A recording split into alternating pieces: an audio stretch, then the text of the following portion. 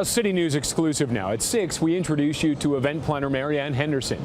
Only in business for 11 months, fraud artists took her for more than $50,000.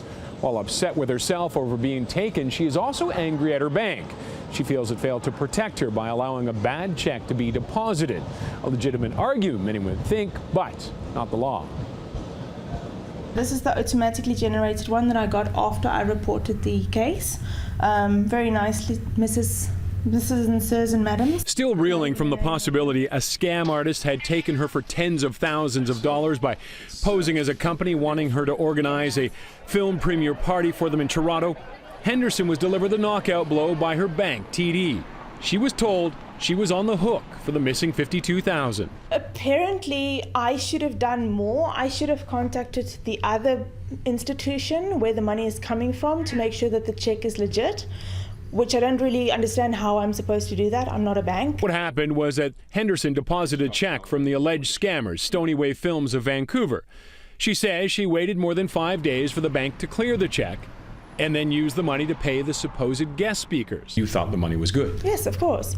Legitimately, I mean, once the money is in my account and they said it's fine and I can use it, I thought they did their job. I thought they did their checks, and I thought that everything's good to go. Most people would think the same, except for the fine print.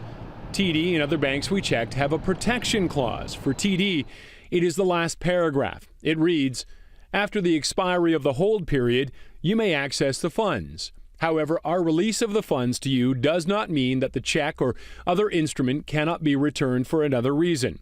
If it is returned after the hold period, we may charge the amount of the check or other instrument to your account." Ultimately, it's really up to the client of the bank, the consumer.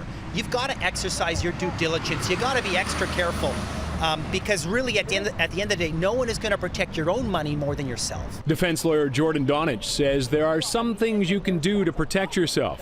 Donich says a simple one is to let the check sit longer than the required time to ensure it is legitimate. Also, for smaller amounts, he says, do e-transfers. Donich says what may help Henderson is that she says she realized something was amiss on a Saturday, and when she contacted TD, was told the fraud department was closed. It didn't get back to her until Tuesday, by then too late. The fact that the banks were notified and put on notice that this could be a fraudulent check, that something may be wrong here, is certainly something that could help her in a future legal action. We've been in contact with TD, and tonight they responded with this email. "This is a really complex situation, and we need time to talk to a few different departments.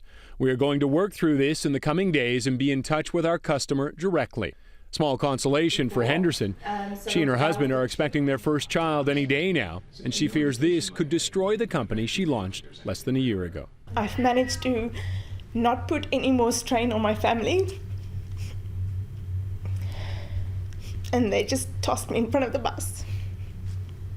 So I don't know what to do.